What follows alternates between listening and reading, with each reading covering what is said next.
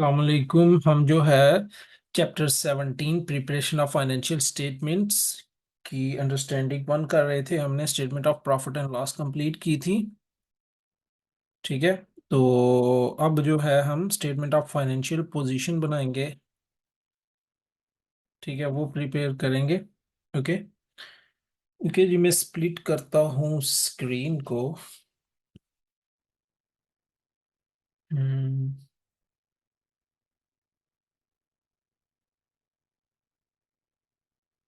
ठीक है।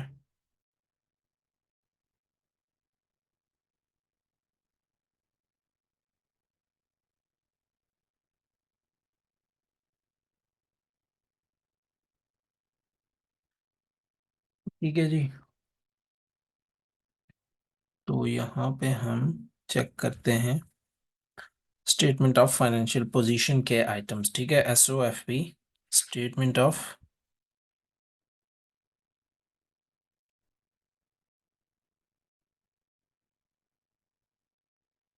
Financial position for the year and 31 दिसंबर 2005। ठीक है, कंपनी है पेंगुइन कंपनी के लिए। ठीक है जी, स्टेटमेंट ऑफ फाइनेंशियल पोजीशन बनानी थी तो नॉन करंट एसेट सबसे टॉप पे। ठीक है, नॉन करंट एसेट्स में हमने देखना है कि प्रॉपर्टी प्लांट एंड इक्विपमेंट में टेंजिबल एसेट्स में से कोई चीज़ है यहाँ पे।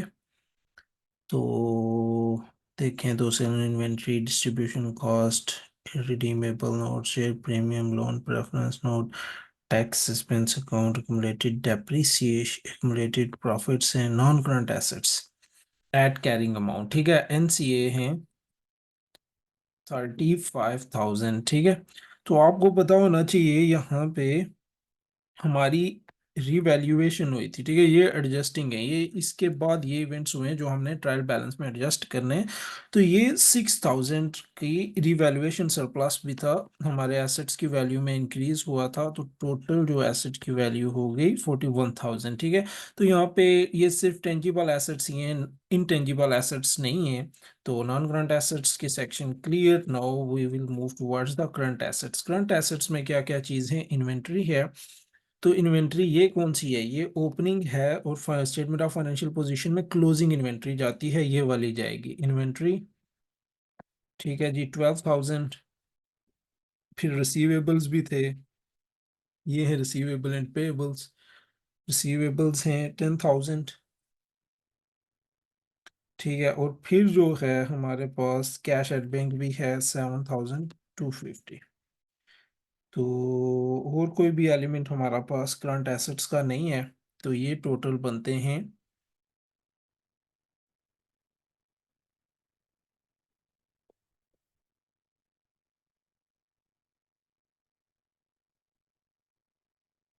ठीक है, सॉरी, 052 और ये 7 और 2 9 और 2 29250, ये टोटल बनता है 29250। और प्लस इन दोनों को करें तो टोटल एसेट जो हमारे पास बनते हैं 29250, 05207 70250। ये टोटल एसेट्स आगे वन साइड हमारी क्लियर होगी। तो आपको पता है total asset should be equal to capital plus liability. ठीक है, अभी हमारे पास जो सेक्शन रहती है कैपिटल और लायबिलिटी की रहती है। कैपिटल सेक्शन में हम देखते हैं इक्विटी सेक्शन में। तो देखो, तो शेयर कैपिटल हमारे पास है 8,000। ठीक है, फिर देखो तो इररिडीमेबल प्रेफरेंस शेयर्स, ये भी इक्विटी के हैं। Irredeemable preference shares 9,000। ठीक है, फिर जो है यहाँ पे शेयर प्रीमियम है यहाँ पे 3,000।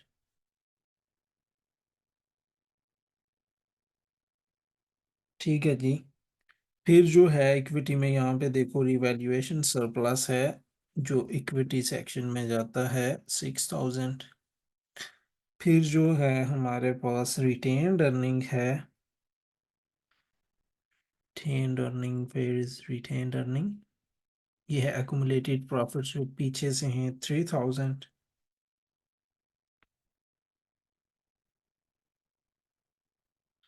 ठीक है जी, ये सब अब इनमें कुछ एडिशन होती है कि नहीं, एडजस्टमेंट करनी है कि नहीं। देखो तो यहाँ पे है, the balance of the suspense account represents the proceeds from the issue of 4,000 ordinary share. Suspense account में बैलेंस क्या है, ये $8,000, 8,000 का जो बैलेंस है ये कहाँ से आया, ये शेयर्स के इशुएंस से आया। यानी 4,000 शेयर्स हमने इशू किए, कितने के, 8,000 के। अब इसकी अगर वर्किंग की जाए तो यहाँ पे ही देख लो शेयर्स की वर्किंग, कि 4,000 शेयर्स थे, 8,000 बैलेंस आया, तो मतलब $2 का एक शेयर था और 8,000 बैलेंस आया।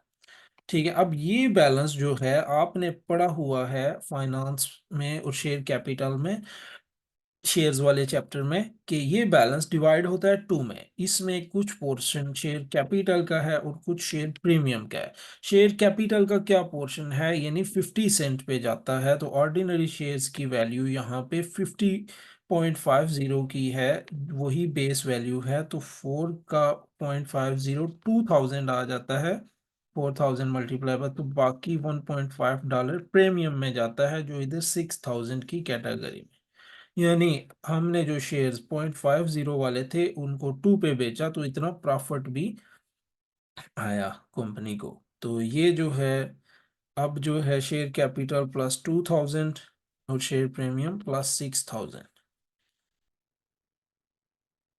और रिटेन अर्निंग ठीक है, 3,000 है फ्रॉम द प्रीवियस ईयर। तो रिटेन अर्निंग में आपको पता है प्रॉफिट ऐड होगा, प्लस प्रॉफिट माइनस जो डिविडेंड होंगे, profit for the year add होगा माइनस डिविडेंड, इसमें से लेस होंगे। ठीक है, तो डिविडेंड आपके कितने हैं यहाँ पे देखें तो 900 एंड 1,600 एंड 2,500, ये लेस होंगे। और जो है प्रॉफिट इसमें प्लस होगा। प्रॉफिट था जी लास्ट फाइनेंशियल जो हमने स्टेटमेंट ऑफ प्रॉफिट और लॉस बनाई थी 4,750। ठीक है, 4,750 प्लस से ये लेस होगा, और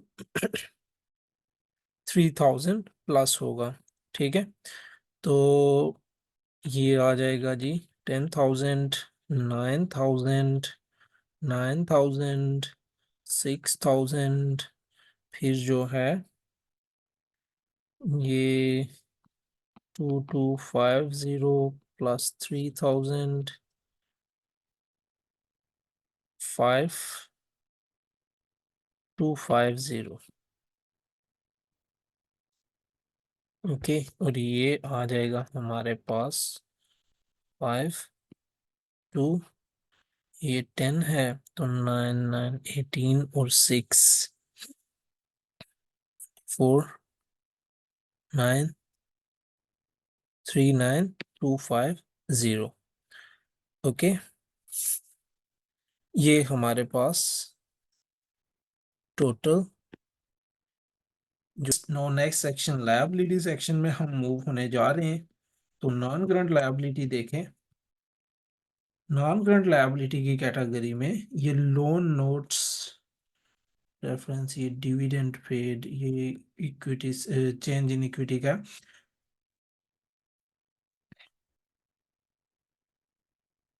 ये suspense tax accumulated profit share premium, non current assets 10% loan notes हैं 8,000 के, तो लोन नोट्स ठीक है 8,000 के हैं। बाकी कोई भी नॉन करंट लायबिलिटी नहीं है। करंट लायबिलिटी आ जाती है, पेबल्स हैं हमारे पास 20,000 के, पेबल्स। टैक्स भी है हमारे पास, इनकम टैक्स लायबिलिटी है, इनकम टैक्स लायबिलिटी है हमारे पास जी। Tax from the for the current year estimated is $3,000, ये हमारी इनकम टैक्स लायबिलिटी है। ठीक है, क्लोजिंग वैल्यू जो होती है ना, वो स्टेटमेंट ऑफ फाइनेंशियल पोजीशन में जाती हैं। ठीक है, तो 8, 8,000, 20,000, 3,000, ठीक है, 31,000 ये टोटल बन जाता है। ठीक है, और कैपिटल और लायबिलिटी को टोटल किया जाए तो 5,250 था, कैपिटल और ये लायबिलिटी, तो टोटल वैल्यू इनकी बन गई 052 7, सॉरी ऊपर से देखते हैं, 39250, ठीक है, 39250 थी, 39250, और ये 052 9 एंड 1 0, 1 कैरी अबव, 3 3 6 एंड 1 7 70250। तो ये टोटल हमारे पास कैपिटल प्लस लायबिलिटी और एसेट्स की भी वैल्यू हमारे पास 70250 थी। ये हमने कैलकुलेट की हुई थी। Okay, understood. तो ये आपके लिए एक स्टेटमेंट ऑफ फाइनेंशियल पोजीशन हमने प्रिपेयर की। तो ये ऐसे आपने एलिमेंट्स फाइंड करके बस उसकी जगह पुट कर रहे हैं, कोई भी मुश्किल काम नहीं है। ठीक है जी। तो ये हमने प्रिपेयर किया, आपने बार बार प्रैक्टिस करनी है इसकी, तो आप बहुत अच्छे हो जाएंगे इसमें। नेक्स्ट जो है statement of change in equity भी प्रिपेयर करनी है हमने। तो ठीक है जी, शेयर कैपिटल, शेयर प्रीमियम, ठीक है, फिर revaluation surplus, retained earning, dividend payment, फिर ये टोटल कर दें नीचे। ठीक है,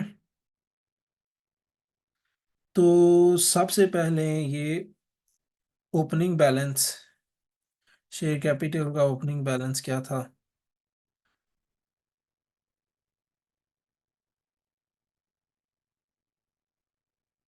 ठीक है, तो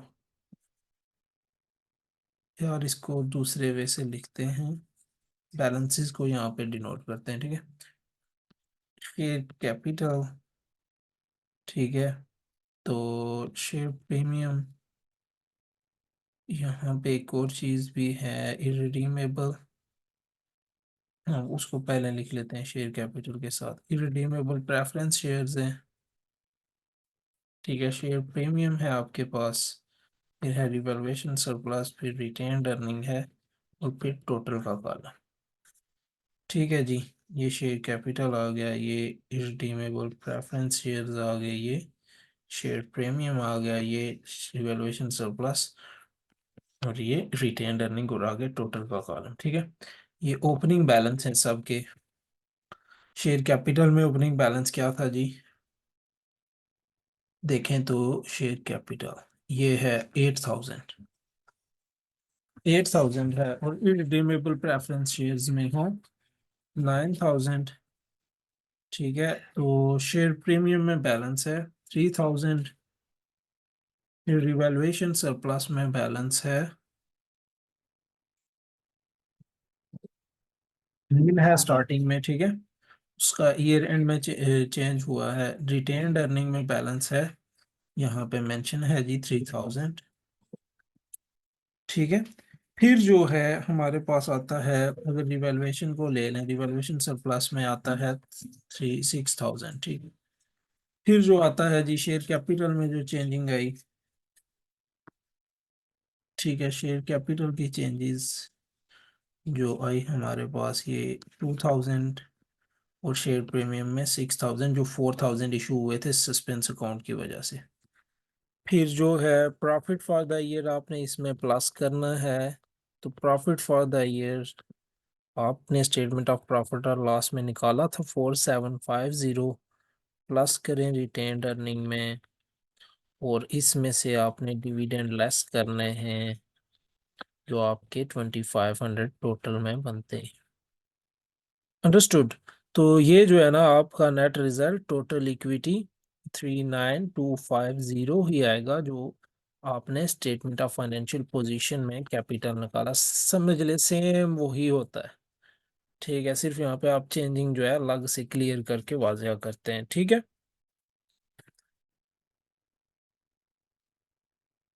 नेक्स्ट जो है ये सब आपने प्रैक्टिस करनी है। ठीक है,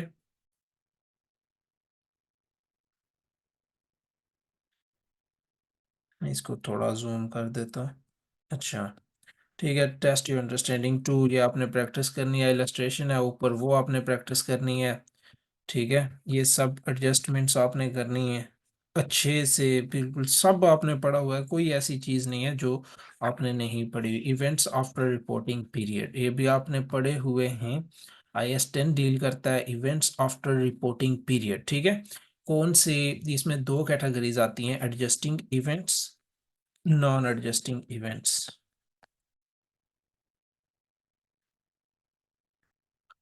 ठीक हो गया जी। एडजस्टिंग इवेंट्स कौन से होते हैं जो हमें एडजस्ट करने पड़ते हैं, और वो किस डेट से किस डेट तक। मिसाल के तौर पर ये आपका स्टार्ट ईयर है 1 जनवरी, ये ईयर एंड है 31 दिसंबर, और जो है ना अथोराइजिंग डेट है समझ लें आपकी 31 मई। ठीक है, यहाँ से यहाँ तक का जो होता है ना ये रिपोर्टिंग पीरियड होता है, ये ईयर एंड होता है, ठीक है। तो यहाँ से जो यहाँ तक का पीरियड होता है ना, यहाँ पे एक अप्रूवल होती है, अप्रूवल डेट, यानी जब फाइनेंशियल स्टेटमेंट अप्रूव्ड हो जाती हैं इशू के लिए पब्लिक में।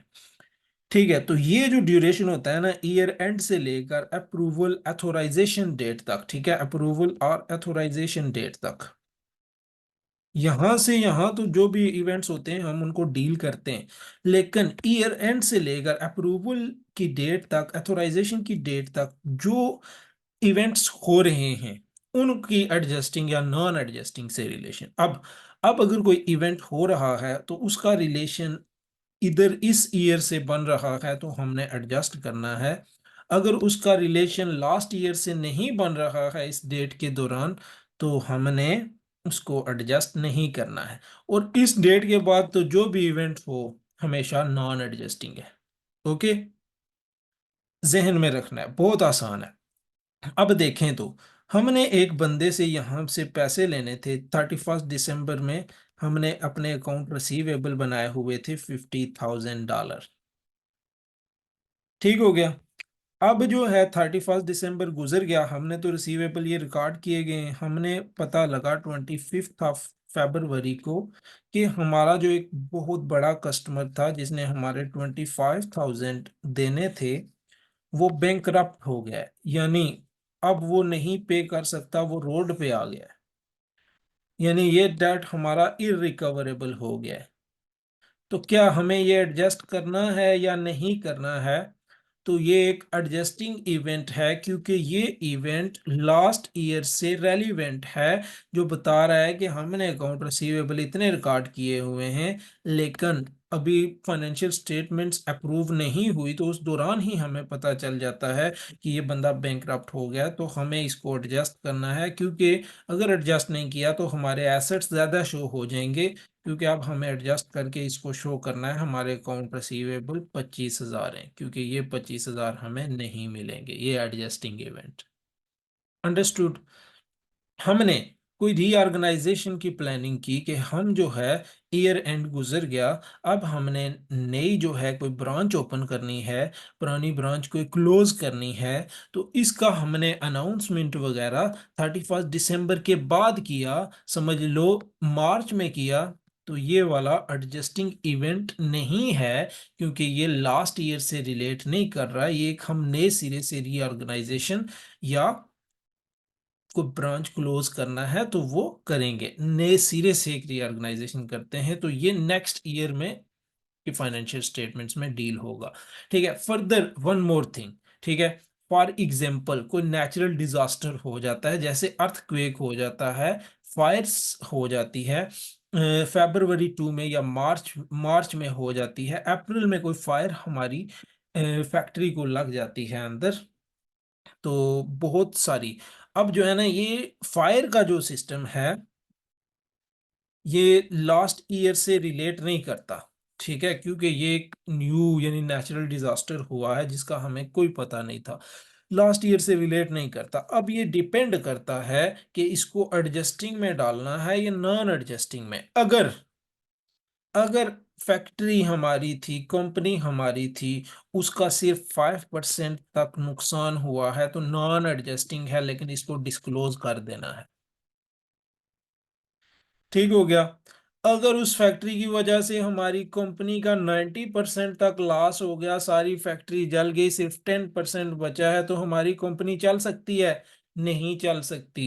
तो फिर हमें जो है इसको पिछली फाइनेंशियल स्टेटमेंट्स में एडजस्ट करके बताना पड़ेगा हम बिल्कुल जीरो हो गए हैं, हमारे पास कुछ नहीं बचा, 10% है, तो हमारा बिजनेस गोइंग कंसर्न में नहीं सरवाइव कर सकता।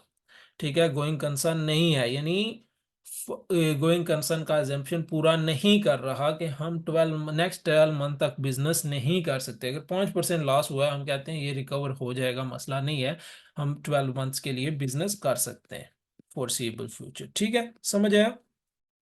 impact going concern or do not impact going concern.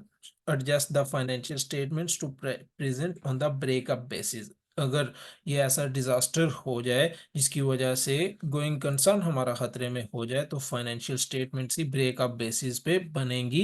यानी ब्रेकअप बेसिस आपको पता है कि कौन सा होता है, जिसमें एसेट्स और लायबिलिटीज जो है रियलाइज होती हैं। मतलब एसेट्स हम रिकॉर्ड नहीं करते, बस एसेट्स को सेल कर देते हैं, और जो पैसा आता है उनसे लायबिलिटीज हम पे करके जो अगर बचे तो वो हम शेयर होल्डर्स में डिवाइड कर देते हैं। यानी अब हमारा बिजनेस नहीं चल सकता नेक्स्ट 12 मंथ्स के लिए। अंडरस्टूड? तो अगर सिर्फ और सिर्फ 5% तक नुकसान है, तो हम कहते हैं इसको डिस्क्लोज बाय नोट कर दो यूजर्स की अंडरस्टैंडिंग के लिए कि फायर हुई थी जिसकी वजह से हमें 5% तक ऐसे लॉस हुआ। ठीक है, adjusting events, non adjusting events you must have to clear. Examples of adjusting events: settlement after reporting date of a court case which confirms the year end obligation। ठीक है, कोर्ट केस जो चल रहा था लेकिन उसका रिजल्ट कब आया? ईयर एंड के बाद, तो एडजस्टिंग है। ठीक है, उसी ईयर में चल रहा था लेकिन रिजल्ट ईयर एंड के बाद आया। ठीक है, इसी तरीके से receipt of information after the reporting date that indicates that an asset was impaired at the reporting date. ठीक है, एसेट्स जो है इम्पेयर्ड हो गया, पीछे पिछले साल आपने एसेट्स की वैल्यू रिकॉर्ड की हुई थी $2000। ठीक है, लेकिन 31 दिसंबर के बाद हमें पता लगा 15 फेब को कि एसेट जो है हमारा 500 से इम्पेयर हो गया। हमने तो 2000 वैल्यू रिकॉर्ड की हुई है, तो 500 मजीद लेस करना चाहिए ना, तो 1500 रिकॉर्ड करना चाहिए। तो ये एडजस्टिंग इवेंट है। बैंकरप्सी, ये इसकी एग्जांपल मैं दे चुका हूँ। Sale of inventories after the reporting period at a price lower than cost. ठीक है, तो आपकी इन्वेंट्री फॉर एग्जांपल मार्च में जो है आपकी कॉस्ट थी $5, सेल होनी चाहिए थी $7। ठीक है, जबकि सेल हुई आपकी इन्वेंट्री $3 पे। ठीक है, तो कॉस्ट ज्यादा रिकॉर्ड थी, तो जिसकी वजह से इन्वेंट्री आपकी ज्यादा शो हो रही थी, तो इसको भी एडजस्ट करना है आपने। ठीक है, तो क्योंकि ये लास्ट ईयर से रिलेट कर रही है। The determination after the reporting date of the cost of assets purchased और proceed from assets sold before the reporting date. ठीक है, आपने कोई इरादा कर रखा हुआ है कि ये वाली चीज आपने इस वक्त, यानी फर्म डिटर्मिनेशन है, आपने रिपोर्टिंग डेट के बाद ये बेचनी है, लेकिन आपने उसका प्लान पहले से डिसाइड किया हुआ है, तो वो भी एडजस्ट होनी है। ठीक है, डिस्कवरी ऑफ फ्रॉड और errors that the financial statements are incorrect. ठीक है, अब ऑडिटर्स जो हैं वो देखते हैं और कहते हैं ये तो आपने फ्रॉड किया हुआ है। भाई ऑडिट होता है ना, फाइनेंशियल स्टेटमेंट जो अकाउंटेंट्स ने बनाई होती है उनका ऑडिटर्स ऑडिट करते हैं कि ये आया कि ट्रू एंड फेयर बनी हुई है, अकाउंटिंग स्टैंडर्ड्स के मुताबिक बनी हुई है। अगर नहीं बनी हुई तो फिर वो एडजस्ट करवाते हैं कि ये फ्रॉड है भाई, इसको ठीक करें। ठीक है, नॉन एडजस्टिंग इवेंट्स, तो ये आफ्टर द रिपोर्टिंग पीरियड, इसका मैंने एग्जांपल दी है। Discontinue operation, announcing a plan. Announcing a plan, अगर आप प्लान पीछे ही बता देते हैं और डिस्क्लोज जो है रिपोर्टिंग पीरियड से एथोराइजिंग डेट के दरमियान करते हैं क्लोज, लेकिन प्लान आपने यहाँ पे अनाउंस कर दिया, तब भी ये एडजस्टिंग होगा। अगर प्लान ही आप यहाँ पे कर रहे हैं तो ये फिर नॉन एडजस्टिंग होगा। ठीक है, डिस्ट्रक्शन ऑफ एसेट, तो यहाँ पे बताया हुआ ये एग्जांपल मैंने ऊपर दी। एंटरिंग इनटू सिग्निफिकेंट कमिटमेंट्स, ठीक है, ईयर एंड के बाद आप जो है न्यू कमिटमेंट्स में जाते हैं, तो वो नॉन एडजस्टिंग है। Commencing a court case, court case after the reporting date, ठीक है, अराइज ही आफ्टर द रिपोर्टिंग डेट होता है, तो उसको एडजस्ट करने की जरूरत नहीं है, नॉन एडजस्टिंग है। ठीक है, बहुत इजी है, ये देखेंगे डिटेल में मैंने आपको बताया है तो आराम से ये क्लियर हो जाना है। ठीक है, disclosure of material non adjusting events. Non adjusting events के रिलेटेड आपने क्या डिस्क्लोज करना है? Nature of the event, estimate, financial estimate कि ये किस नेचर का इवेंट है। फॉर एग्जांपल रीऑर्गेनाइजेशन आप बता रहे हैं कि हमने रीऑर्गेनाइज करना है बिजनेस का, और उसकी कॉस्ट अगर आपको पता है ना तो वो बता दें एस्टीमेट। हम कहते हैं कि $6,000 खर्चा आएगा। ठीक है, अगर नहीं पता है तो बताएं कि इसका एस्टीमेट नहीं मेड हो सकता। ठीक है, तो revenue from contracts with customers. Revenue कब रिकॉग्नाइज करना है? Revenue is recognised when it is earned, when performance obligation is satisfied, when performance obligation is satisfied, performance obligation is satisfied. ठीक है, मैं यहाँ पे आपको ये पहले भी बता चुका हूँ, अभी दोबारा पढ़ा रहा हूँ, चलें। ठीक है, revenue from the sale of goods or provision of services should be recognized based upon the application of five step approach. Identify the contract. Contract क्या है? मैं अपनी ही अगर आपको एग्जांपल दूं, हमारा contract, what we have contract, ठीक है, what the contract that we have, we are following, which contract we are following, ठीक है, we are following the contract in which I have said to you that I will charge 15,000 fee to you for the F3 paper। ठीक है, F3 paper के लिए मैं आपको 15,000 PKR charge करूंगा। Okay, ये हमारे दरमियान कॉन्ट्रैक्ट है। ठीक है, तो इसमें क्या है कि identify the separate performance obligations within a contract. ठीक है, मैं कहता हूं सेपरेट परफॉर्मेंस ओब्लिगेशंस कौन से हैं? मैं कहता हूं यहाँ पे टू सेपरेट परफॉर्मेंस ओब्लिगेशंस हैं। वन मैं कहता हूं सिलेबस कंप्लीशन, और second one is exam preparation. ठीक है, एग्जाम के लिए आपको प्रिपेयर करना और सिलेबस कंप्लीशन करना दो अलग अलग हैं, दोनों को अलग अलग आइडेंटिफाई किया जा सकता है। ठीक है, determine the transaction price, transaction price हमने जो डिटरमिन की 15,000। ओके, अब allocate the transaction price to performance obligations in the contract. मैं कहता हूं सिलेबस जो कवर करना है, ये जो है 10,000 में इसका लूंगा, और 5,000 एग्जाम प्रिपरेशन के हवाले से। अंडरस्टूड। फिर जो है recognise revenue when a performance obligation is satisfied. तो मैं कब रिकॉग्नाइज करूंगा? When I have completed the syllabus, then I can only recognize the revenue of 10,000. I can't recognize the revenue of 15,000 in total. Okay, 10,000 I can recognize, but I can't recognize the 5,000. Even you, if you give me or not give me, ठीक है, even you give me a single 0 rupee, okay, if you don't give me any rupee, then I must have to recognize according to the accrual principle. As I have delivered the services, I have fulfilled a performance obligation, so I have to recognize a revenue of 10,000। okay, तो 10,000 का मैं recognise करने के लिए eligible Hunga, but 5,000 नहीं, क्योंकि exam preparation के लिए मैंने आपको भी रेडी नहीं किया है। ठीक है, फिर जब मैं अनदर परफॉर्मेंस ऑब्लिगेशन फुलफिल कर दूंगा, ठीक है, कि एग्जाम के लिए आप रेडी हो जाएंगे, तो मैं अदर 5,000 भी अपनी बुक्स में रिकॉर्ड कर दूंगा एज ए रेवेन्यू। ओके, समझ आई आपको कि रेवेन्यू कैसे रिकॉग्नाइज करते हैं 5 स्टेप्स में? This was the very easy approach for your understanding, I think so. Okay, तो ये एक इलस्ट्रेशन है, इसको आप देख लीजिएगा, बहुत ही इजी है, आपको आसानी से कवर हो जाएगी। जो कुछ मैंने बताया है वो ही है यहाँ पे, तो ये आपने रीड करनी है। फिर यहाँ पे इसके रिलेटेड, ठीक है, सेम वही थिंग ही लिखी हुई है जो मैंने बताई है, कुछ भी डिफरेंट नहीं है। ठीक है, तो यहाँ पे हाँ, ठीक है, at a point in time और over a period of time. At a point in time कौन सा होता है? For example some things we purchase a product and I deliver your product on time, then we have to recognize the revenue at a point in time. Okay, for example आप fridge लेने आते हैं, मैं आपको fridge यानी deliver कर देता हूं, तो मुझे उसी वक्त ही रेवेन्यू रिकॉग्नाइज करना चाहिए।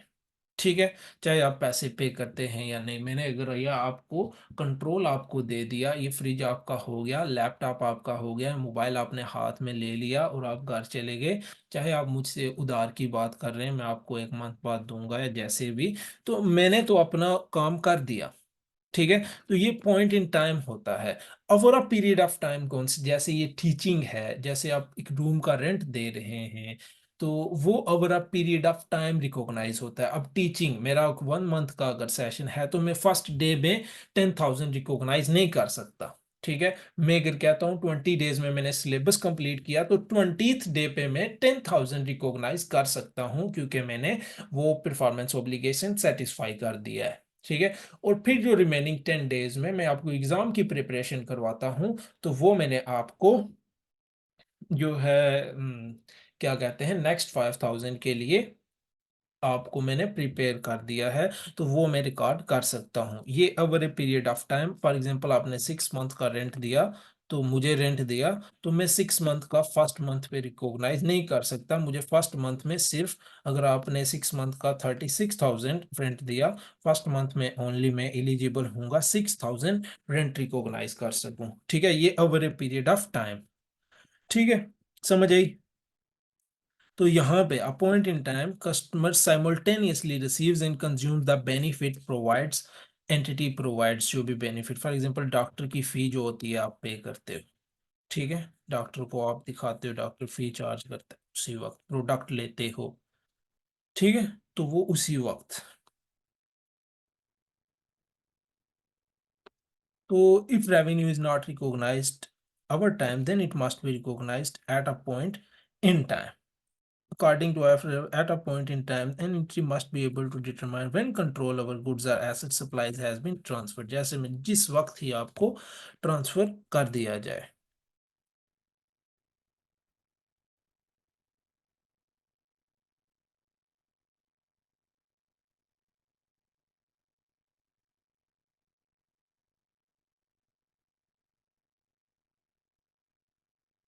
ठीक है, तो ये जो है over a period of time वाला है, यानी जब परफॉर्मेंस ओब्लिगेशन मीट हो जाए। ठीक है, परफॉर्मेंस ओब्लिगेशन जब मेट हो, तो ये जो है जब कंट्रोल ट्रांसफर हो जाए, उसी पॉइंट पे आपने रिकॉग्नाइज करना है। ठीक है, तो यहाँ पे परफॉर्मेंस ओब्लिगेशन जब तक मीट नहीं होता, आप नहीं रिकॉग्नाइज कर सकते। ठीक है, मेरी बात, मेरी वाली बातों को जहन में रखें, आराम से ये क्लियर हो जाना है। अंडरस्टूड? ठीक है, देखें तो यहाँ पे ये नहीं, for example work in progress है, entity's performance creates and enhances work in progress, यानी बिल्डिंग जो है कंस्ट्रक्ट हो रही है, 5 ईयर का प्रोजेक्ट है, रोड बनने का या कोई पुल ब्रिज बनने का 5 ईयर्स का प्रोजेक्ट है, तो वो वर्क इन प्रोग्रेस में, यानी जब जब परफॉर्मेंस ओब्लिगेशन सेटिस्फाई होंगे, तब ही आप जो है रिकॉर्ड कर सकते हैं। ठीक है,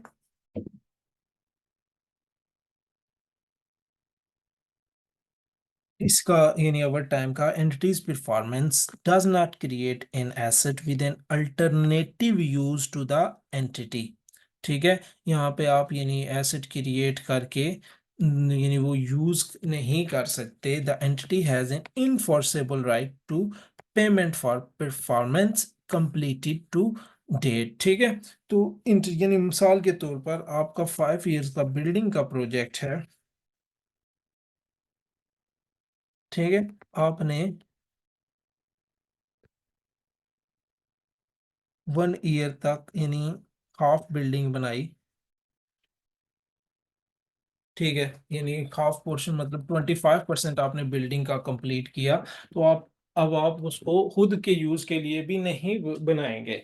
ठीक है, आपने उसको कस्टमर के यूज के लिए ही रखना है। तो जितना आपने काम किया, उतना आप रेवेन्यू लेने के हकदार हैं, यानी 25% अगर आपने काम किया 1 साल में, तो जितना आपका टोटल रेवेन्यू यानी डिसाइड हुई थी कॉन्ट्रैक्ट प्राइस, उसका आप 25% लेने के हकदार हैं, ये यानी अवर टाइम। ठीक है, जैसे मैंने आपको एक्सप्लेन किया टीचिंग में, बिल्कुल सेम वही थिंग है। ठीक है, on a point, eight a point in time से मुराद क्या होता है, जब कंट्रोल आपके पास ट्रांसफर हो गया तो उसी वक्त ही आपने रिकॉग्नाइज करना है, जैसे अक्सर आप प्रोडक्ट लेते हैं। ठीक है, तो ये कुछ था इस चैप्टर में, तो ये अच्छे से आपने करना है। ठीक है, तो ये डिस्क्लोजर रिक्वायरमेंट्स हम कई बार पढ़ चुके हैं कि accounting policy for revenue recognition should be disclosed, कि कौन सी पॉलिसी हम यूज कर रहे हैं, significant judgements made to apply, के 5 स्टेप्स हम जो यूज कर रहे हैं अच्छे से यूज कर रहे हैं, total amount of revenue recognised broken down into significant categories should be disclosed. ठीक है, कि कैसे कैसे हम ब्रोकन डाउन कर रहे हैं, रेवेन्यू कैसे रिकॉग्नाइज कर रहे हैं, ये सब हमने डिटेल से क्लियर करना है। ठीक है, यानी डिस्क्लोज करना है, बताना है, ताकि यूजर्स को अच्छे तरीके से अंडरस्टैंडिंग हो। तो ये आपने अंडरस्टैंडिंग भी अच्छे से करनी है, बहुत इजी है ये, कोई डिफिकल्टी नहीं है। तो ये चैप्टर क्लियर हुआ। ठीक है, तो ये अच्छे से करना है, फाइनेंशियल स्टेटमेंट्स जो हैं अच्छे से पहले उनका फॉर्मेट बनाना है, देन जो है क्वेश्चंस की प्रैक्टिस अच्छे से करनी है। ओके, ओके, चलें, अल्लाह हाफिज, थैंक यू।